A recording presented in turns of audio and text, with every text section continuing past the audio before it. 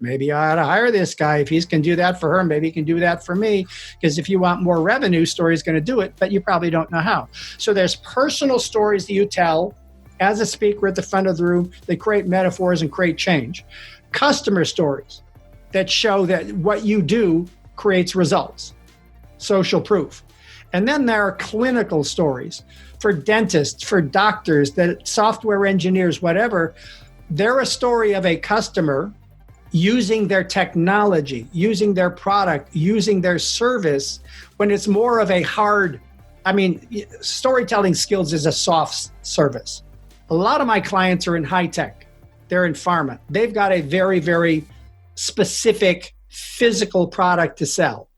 Hey everybody, I'm Ken Newhouse, and I'm going to welcome you to the Get Clients Now podcast, the show where high-growth consultants and professionals come to access the newest and most effective methods and systems for online marketing, advanced sales and persuasive communication strategies, and automated marketing funnels. And if you're wondering if the Get Clients Now podcast can help you get more high-value clients, enjoy more sales, build a massive tribe, and make more money, you're absolutely going to love this show. Newhouse's work completely blows everything else that we've ever done with Google out of the water. I have been looking for a way to grow my presence online, and what I've viewed from Newhouse's work was something that certainly is faster than anything I've seen before. He says he's going to do something and he does it. He does it in the time frame that he says he's going to do it in. It's exciting when you talk about the results that you're going to get, and you can believe his word because he follows it up with action. Newhouse is direct, he's to the point, he tells you what's on his mind, and he backs his words up. From what I know now, from working with him, he's passionate about his work, and he backs it up 100%. What I like best is you offer something that no one else has out there, which is a pretty comprehensive approach about marketing a system. If somebody asks me, should they use Newhouse's team? Absolutely, because you're going to get the important information that you need very, very quickly. On the internet, on the different marketing techniques, I've never experienced anything like this. I would definitely recommend Ken Newhouse for someone who's serious about growing their business. I think that your results based on the numbers would at least double the sales in a very short time frame.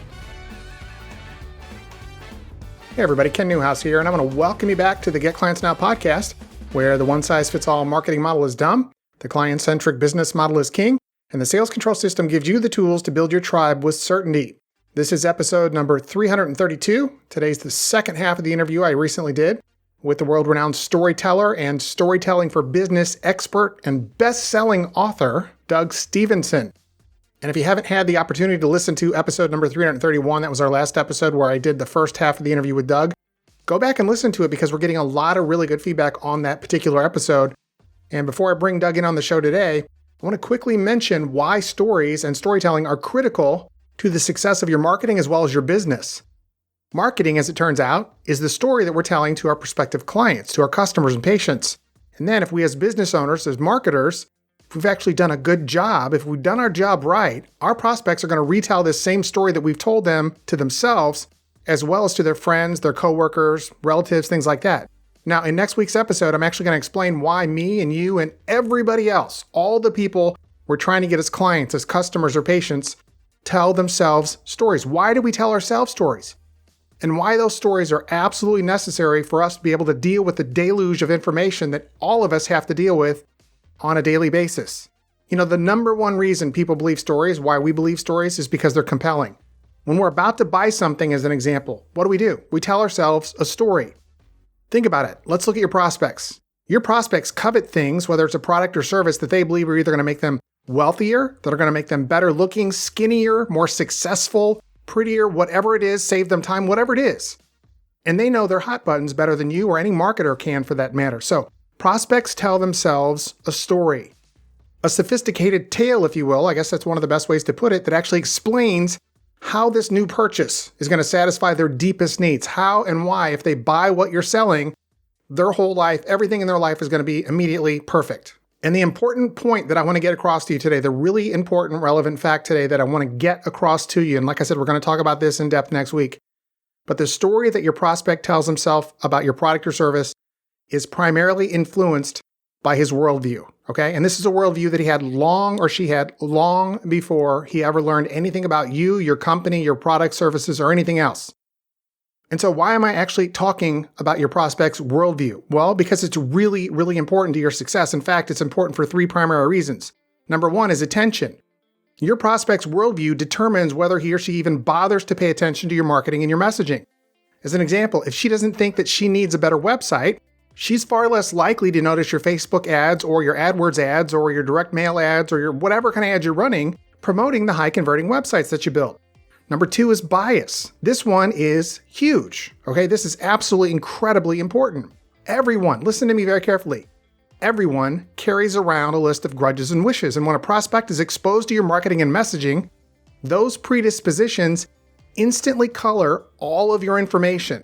So you could take 2 different people with 2 opposing or different worldviews, and they're going to look at your marketing or your messaging and they're going to interpret it differently based on those preconceived beliefs and notions and ideas and biases that they hold. And number 3 is vernacular, which is very simply this. Your prospects care as much about how you say something as what's being said in your messaging, your marketing, and your stories. They care about the choice of media you use, the tone of your messaging, the words that are used. And when you tell stories that doesn't match the vernacular that your prospects are expecting, guess what happens? Nothing. They're not going to buy what you're selling. They're going to very quickly dispatch you. They're going to ignore you. They're going to remove you from the plane of their consciousness. Listen, understanding how worldviews interfere with or amplify the story business owners are telling their prospects is without question the most overlooked element of marketing success. And so while storytelling is definitely one of those skills that you need to possess, you absolutely have to be a master storyteller. Specifically, I'd say that storytelling is one of the most important business skills you can possess. Understanding your prospect's worldview is, in my mind, even more important to your success. And so now that I've kind of whet your appetite for the next episode, let me just close my introduction with this, and then we'll bring Doug in on the show. Even if you serve a very, very tightly niched market, the people in that market are going to have multiple worldviews. And the more about this you can understand, and the more about this you can know, the more effective, and I'm speaking about knowing their different worldviews. You're going to have groups of people within your niche or niches that share predominant worldviews. But they're not all going to be the same. They're going to be segments within your niche, and you have to know what those are. And the more you can understand the various different worldviews that make up your niche, that make up the market that you serve, the more effective your storytelling, your messaging, and your marketing, and ultimately your business is going to be. All right, let's go ahead and bring Doug in on the call.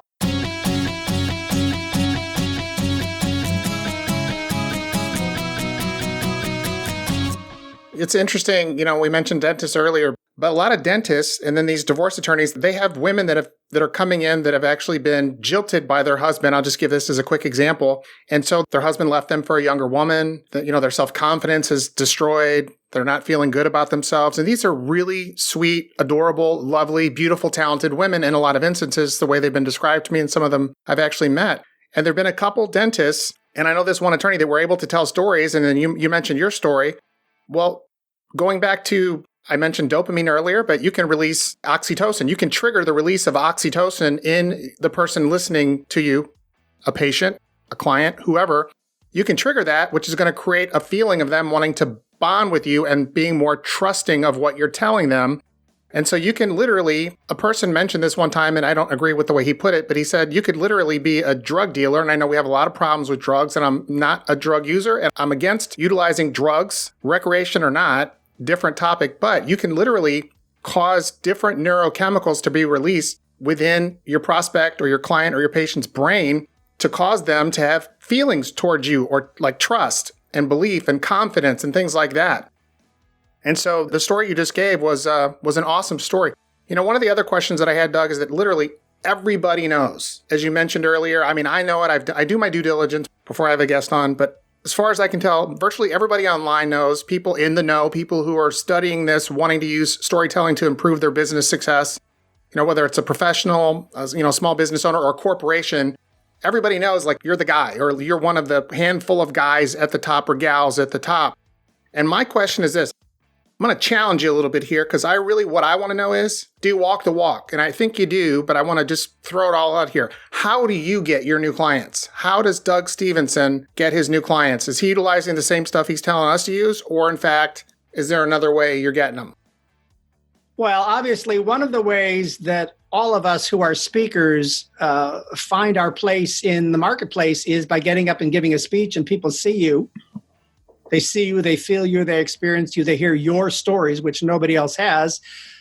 And then they buy you because they go, well, I have to have Doug. I just saw Doug and I think Doug is wonderful and I have to have Doug. Well, that's one way. But here's the thing that's interesting about my business.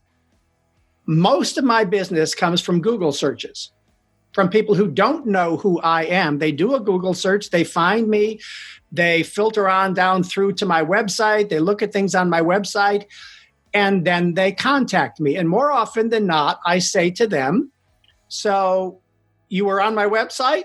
Yeah, I was on your website. What was it on my website that caused you to pick up the phone and call me, or to fill out the form, the contact form, and say, I'd like to talk to Doug? What was it on my website that you saw? 8 out of 10 times they'll say, oh, that story about you and your dog. Oh, so let me tell you the story about me and my dog. That is the story that shows that I do walk the talk. I'm a dog lover. Many people out there are dog lovers. I had a dog. Her name was Jaya. I got her when she was a little pup, just a little rescue dog. At about 2 years of age, she got sick.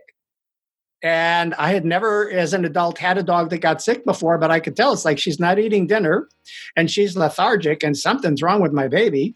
So I took her to the vet, and the vet, Dr. Joanne, this lovely lady vet, she diagnosed my dog and she came back out and she said, yeah, it's not a big deal. She's got a little virus. She's got a little doggy cold. What I'm going to do is I'm going to give you some pills.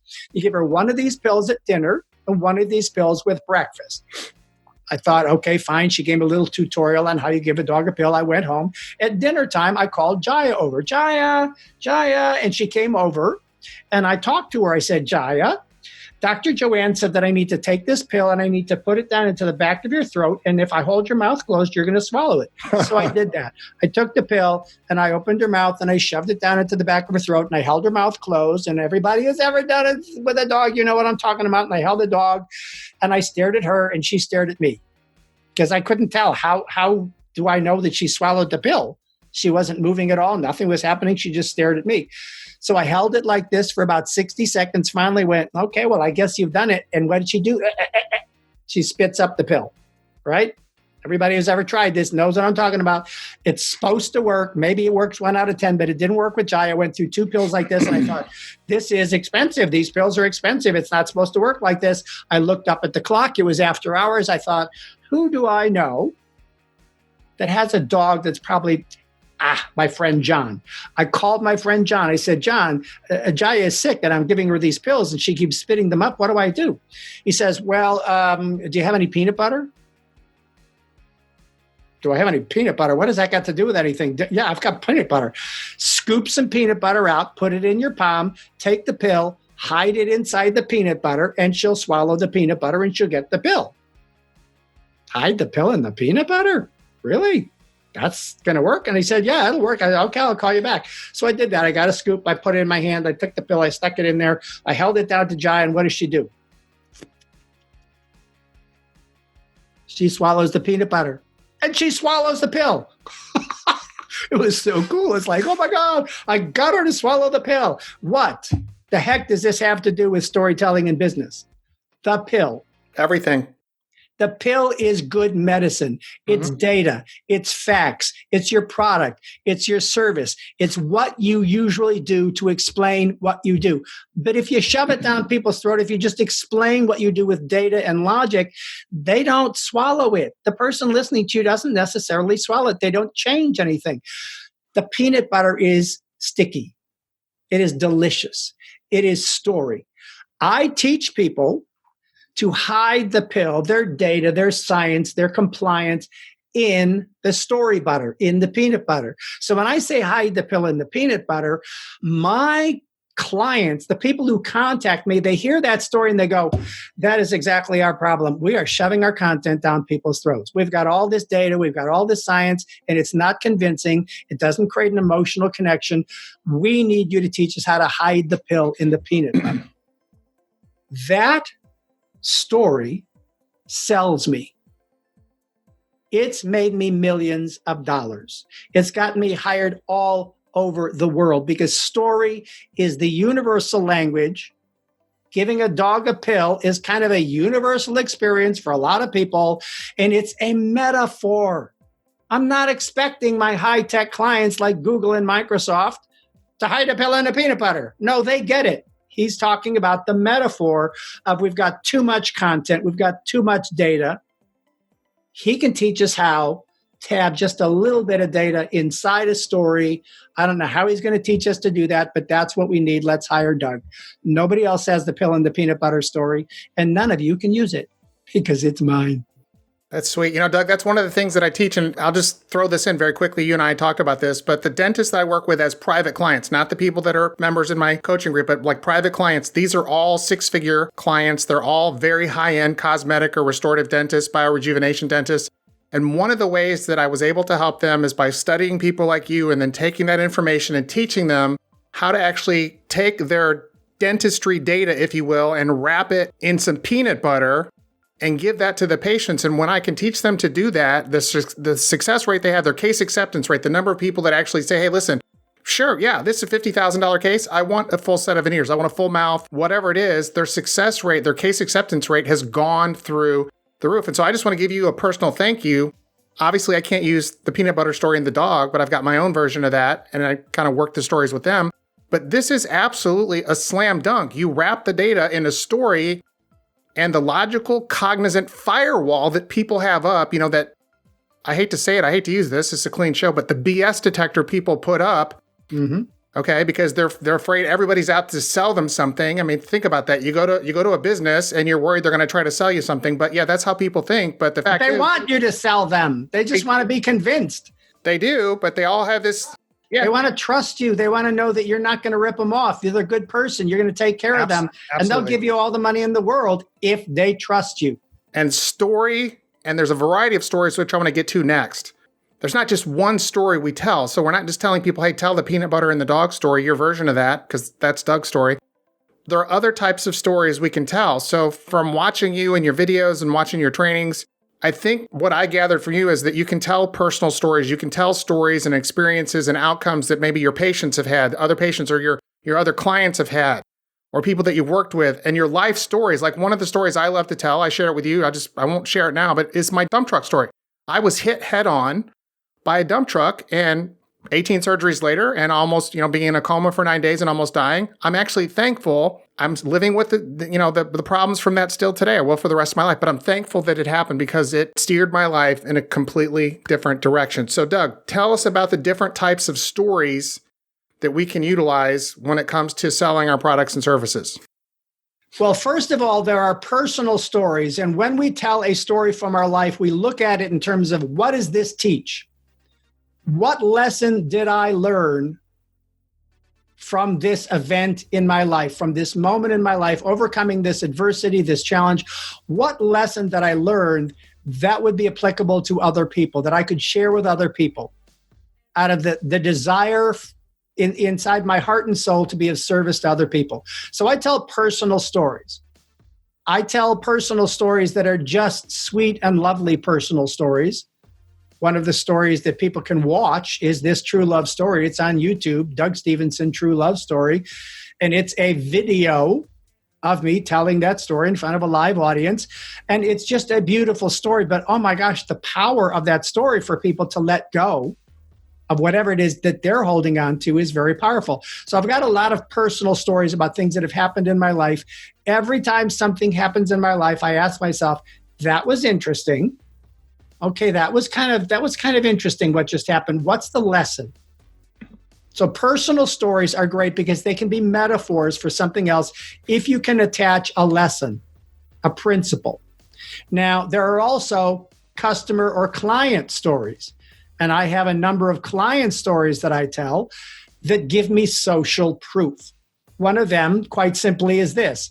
I had a young woman come to me for coaching early on in her speaking career. And she came literally within the first year of her speaking career when she was building her business, and she knew she needed some platform skills. She needed some storytelling skills. So she came to me, we worked together, everything was great. 5 years later, she came back to me and she said, Doug, I really need your help because I've gone as far as I can with what I'm doing now. I'm much better.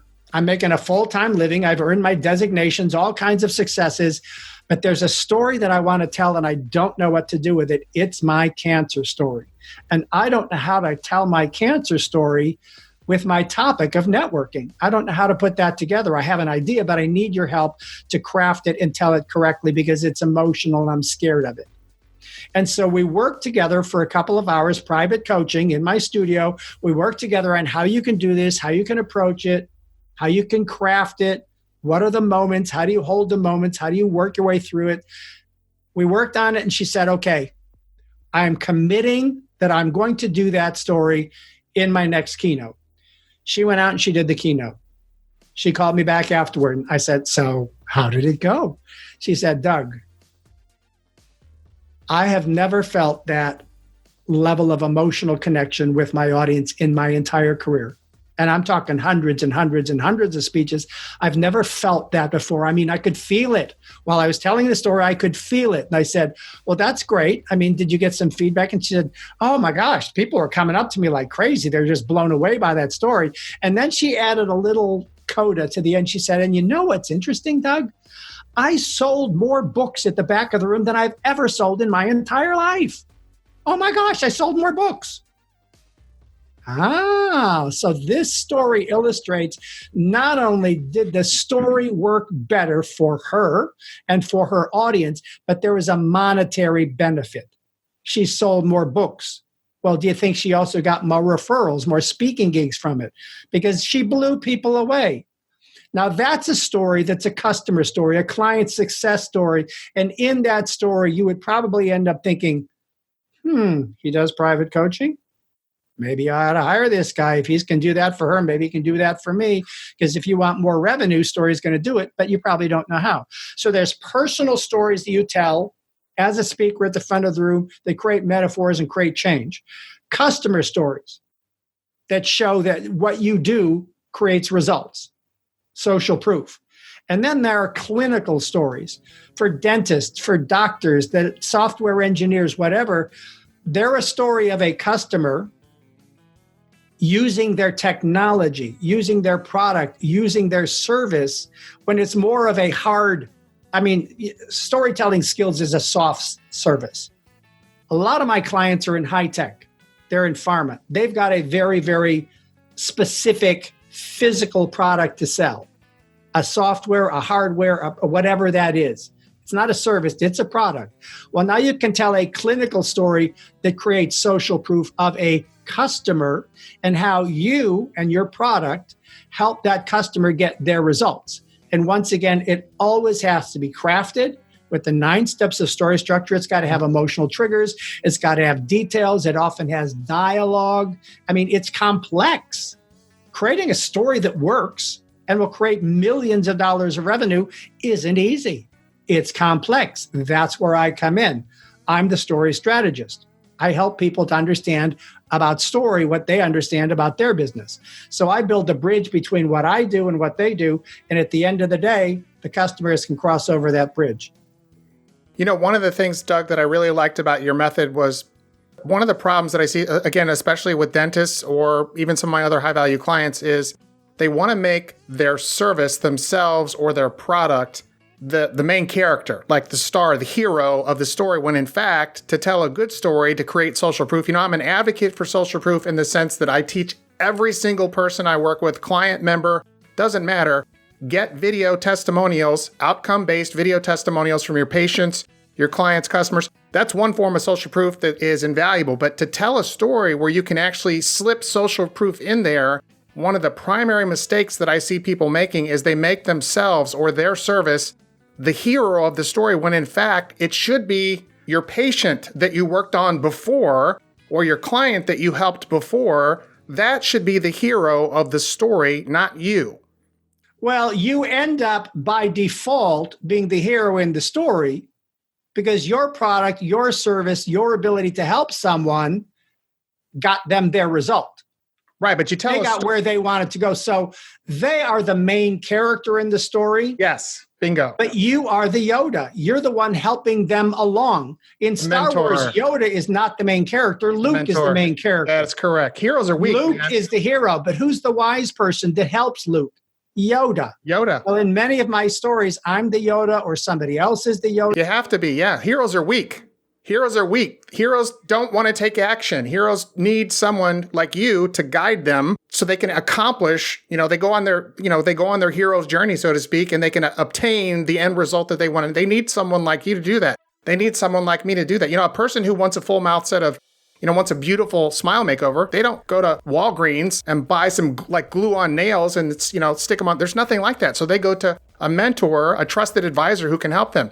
If somebody wants to learn how to use storytelling in the business setting, so maybe they can get more of those high value $50,000 cosmetic or restorative patients, or say they're a consultant or a coach and they want to get more clients to pay them huge sums of money, they want to hire someone like you. And so, yes. Does that did I kind of iron that out correctly? Because that's the way I took it. The trusted advisor who helps people get where they want to go with strategically chosen and crafted and brilliantly branded stories. Yes, that's my expertise. I'm not a presentation skills coach. I'm a story coach. I'm a story strategist. I do that one thing.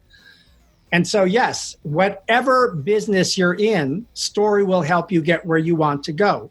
If you're tired of explaining in a logical, linear fashion, thinking, obviously, that's enough. I just explained it. How could you not buy what I just offered you? And you're not getting what you want to go? Well, then stop beating yourself over the head with your logic and your linear explanation. It's not that. It's emotion. Here's a way that people are frustrated by the fact that I say emotion is a fast lane to the brain. They go, well, I don't want to be emotional. Well, then you don't get to sell. Exactly. You don't get to sell. I'm sorry, you don't get to sell.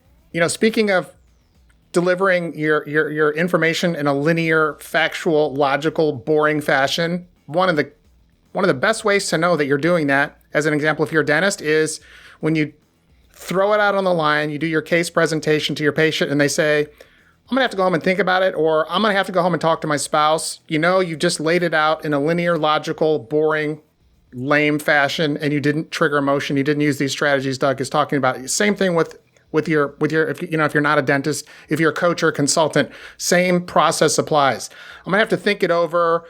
I'm still checking some things out. I'm still doing my due diligence or whatever.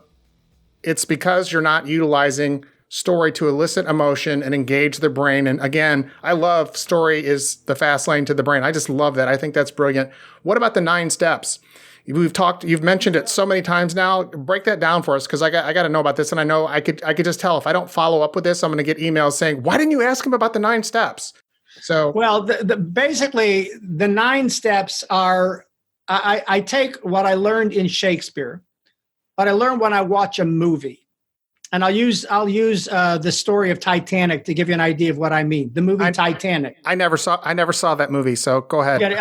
You know that the Titanic was a big boat that sunk, right? Yes. A lot of people died. Okay, that's all you need to know to understand what I'm talking about. I talk about stories needing to have an iceberg moment. The iceberg moment in the story of Titanic is that the boat hit the iceberg, it broke apart and sank. Well, the story doesn't start with the iceberg. The iceberg is that critical moment where something goes wrong. In all stories, there's a surprise. Yep.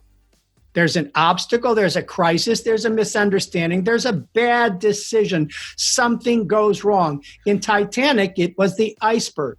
So I want you to have in your mind what I'm talking about here with the 9 steps is the iceberg. So step 1 is we go from the iceberg and we move back in time and we say, how far back in time do I want to start? Well, the movie started in port. The boat is in port and people are arriving. So we set the scene at a time and a place. All stories start at a specific moment in time.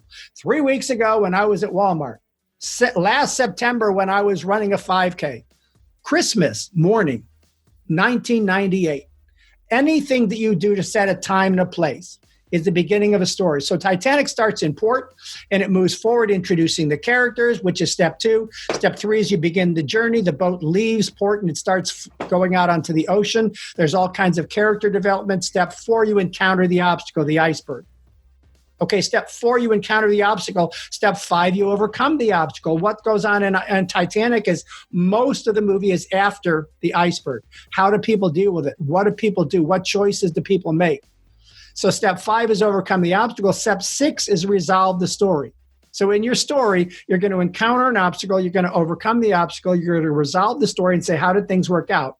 Now, the next 3 steps are for business and for business only. If you're not telling a story in business, you don't need these. Step 7 is make the point, one clear and concise point. Step 8, you ask the question, well, how about you? Have you ever been in a similar situation? Step 9, you restate the point. So those are the 9 steps. Here's the thing. When you present your product or service to somebody in a logical and linear fashion and they walk away and they never call you back, it's because they didn't have anything memorable. They can't remember your facts, they can't remember your data, and they can't differentiate you from anybody else because you didn't do anything unique.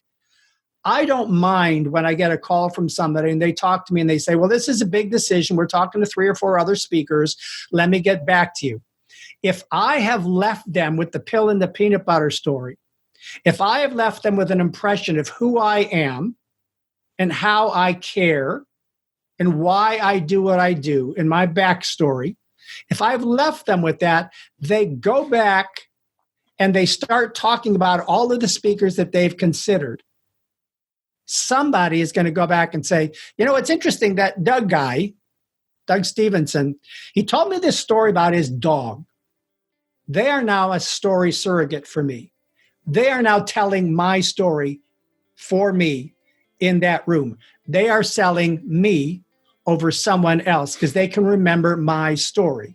If you have a product or service and you tell the right story and they say, well, let me get back to you, that's okay with me. I don't mind because I know I've planted a seed of story that they can remember and retell. Let me just say this. They can actually tell it again. Let me just interject this, Doug, and the reason I brought it up, because this is, maybe it's unique, I think it is, to healthcare professionals, specifically like chiropractors and dentists, people who are doing high value services where insurance is not necessarily involved. And in these cases, we're talking like a full mouth restoration.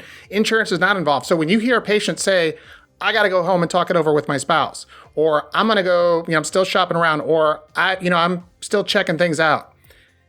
You've kind of worked them through your funnel and gotten them to that. You've brought the patient to that point. And when you hear those words, those are the death knell 99 times out of 100 of that patient, that person become a paying patient for those services. So in your situation and in many other business settings, that is absolutely the case when they say, hey, listen, I'm talking to a couple other people. Yes, the story method, the story theater method is going to help you stand out. But specifically, and this is, again, if you're a dentist, this is why you should be using this now as you're working with your patients. So you don't have to hear someone say, well, I'm going to go home and talk it over with my spouse. Or, wait a minute, you came to this appointment today knowing that we're going to be talking about doing this major dental work on your mouth, and you haven't talked to your spouse about this yet? You haven't considered any of this yet? Patients don't go talk. They don't go interview 2 or 3 or 4 dentists about a full mouth or a chiropractor. This is it's just the process is different. For all the other people, members of the Get Clients Now Nation, the scenario you just gave definitely applies, where if they're going to evaluate, which oftentimes in the corporate setting, that's exactly what happens. They're going to evaluate. They're going to evaluate multiple different options. If they hire somebody after only talking to one person, they're going to lose their job. So people are fearful. They're not going to do that. But in the setting, and I just wanted to make this one caveat. If it's for a dentist and they hear those words, done. Those patients are not coming back. Every other business setting, virtually every other business setting, that's pretty standard for them to have to get multiple options. That just doesn't happen with respect to, like a dentist or a chiropractor, somebody who's charging huge amounts of money. Patient's going to have to whip out the Black American Express and throw down 50 or 100 grand. They don't go talk to other people and then make a decision 99 times out of 100. So I just wanted to throw that in. So Doug, let me ask you a question. How can we find, if we want to see you speak or if we want to attend some of your trainings, how do we do that? Private coaching, what's the next step? Because I'm definitely interested, and I know our members are very, very responsive people, and I want to know more. Well, you can watch my videos on YouTube. You can go to my website and you can watch videos there. I don't do public seminars. And so there's not like you could come to Chicago or come to Atlanta or come to Phoenix and attend a seminar with me. We don't do those anymore. My business is corporate. And so I'm doing corporate keynotes, association keynotes, and training. I go out and I do an hour, I do 3 hours, I do 5 hours. And for any of your organizations where you think this would make us a fortune if we hire Doug, that's what I do. You can hire me to do that. Yes, I do speak at ATD, the Association for Training and Development, and Project Management Institute in Sherman. A couple of those I speak at where you could see me if you're a member of those organizations. But for the most part, what I do is this. I do private coaching. I'm here on Zoom talking to you. You're wherever you are. We have conferences on Zoom. We talk about your stories. We talk about your challenges. What are you trying to accomplish? I help you to identify your stories, craft your stories. You send me scripts. You send me videos. And so I do a lot of this with people from all over the world. And so the private coaching is what I offer to most people because that's the one-on-one that most people need. They say, well, I'm not just like anybody else. I need you to work with me. And that's what I do. I help people to get where they want to go. So the private coaching is very powerful. And I'm sure you're going to mention my website at the end of this as well. Well, I'm going to put the link in the show notes, but what is it now in case somebody actually doesn't, they don't look at the show notes right away. They want to hear it. What is the URL, the link for your website where they can find this? And then I'll include it obviously as well. https://www.storytelling-in-business.com. And that will allow you to go to my website and see all the things that I have to offer, all the products, the learning resources. You can watch videos. You can see my client list, everything you need to know about my offerings. So you also have online courses, you got books, you got a whole bunch of different things, audio programs, you got a whole gamut of training materials, correct? Yeah, you can go to Amazon and you can buy my book, Doug Stevenson's Story Theater Method. Awesome book. Prefer that you buy it from Amazon rather than me because then they ship it out and it's easier. We have the video, the Next Level Storytelling video e-learning series, which I'm sure you're going to talk about in a minute. I've got audio programs. Yeah, I've got a lot of different offerings. So one other thing, just real quick, I'm going to mention, and then we're going to dive back into that e-learning series you talked about. You did mention that you have worked with corporations that sell to dentists. So just want to make sure our listeners are aware of that because I'm been a contributor for Dentaltown. It's the largest online membership platform in the world for dentists. It's like 500,000 people on there, as well as the magazine. But so you have worked with companies that specifically sell to dentists. So people that, this would be relevant to those people as well. Yeah, I just had a booking earlier this year where I went out and I worked with a company that helps dentists with their social media, their website and their social media. And I did a program on storytelling for your website, for your social media, all those kinds of things. So how are you presenting yourself? You started out by talking about, well, if you go to a dentist website, they're all using the same stock photos. They all look the same. Yep. And that's one of the things that I addressed when I went to that conference is like, yeah, and that's a problem. It's a big problem. It's a big problem because your social media is logic and linear. It's not story-based. You need to start finding and creating stories. So what about the e-learning courses that you just mentioned? A while back, I had created audio after audio after audio program, and people keep saying, Doug, what you're talking about is visual. It's individual, it's personal, it's emotional, and I need to see it. When I'm listening to your audio, I'm visualizing it, but I really want to see you. So I finally said, okay, I rented a studio in Denver, a TV studio, and I went in and I invited an audience and I built, seats for everybody, and I had a 3-camera shoot, and I shot 41 video learning modules of all of the different aspects of the story theater method so that you could see what I mean about using these different techniques and tools and principles of storytelling so that you could understand you don't just tell a story.